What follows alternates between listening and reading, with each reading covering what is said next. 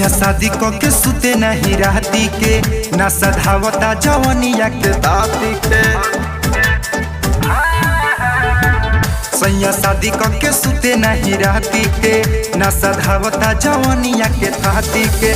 खेत पर जाए से पहले हाफे लगे जैसे बूढ़ सखी।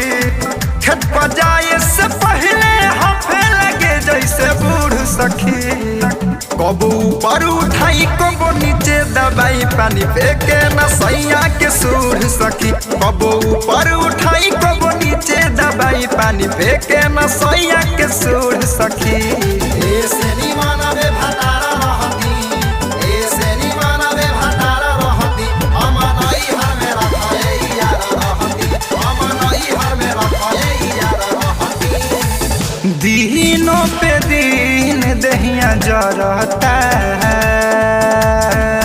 एक पल न बारिश बन के झरता। भाटिया बहरा बतिया सारा करी करे पारा गरम। सुनय सखी एकर कहानी कहे में लागता शरम। बाटे छोटे मुठलाई कवन के न गुड़ सखी। कबो ऊपर उठाई कबो नीचे दबाई पानी फेंके न सैया के सूढ़ सखी। कबो ऊपर उठाई कबो नीचे दबाई पानी फेंके न सैया के सूढ़ सखी।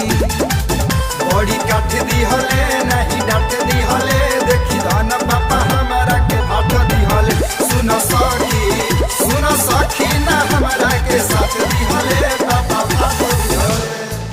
भइले ना बियाह जीव के कालबा। ससुरा में सखी बुरा हाल बा। रवि मुना घायल चंदन करे हमसे मजाक हो। यही खिसी मन करेला दे दी हम तलाक हो।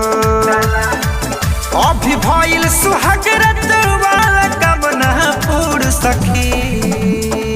कबू ऊपर उठाई कबू नीचे दबाई पानी फेंके न सैया के सूढ़ सखी। कबू ऊपर उठाई कबू नीचे दबाई पानी फेंके न सैया के सूढ़ सखी।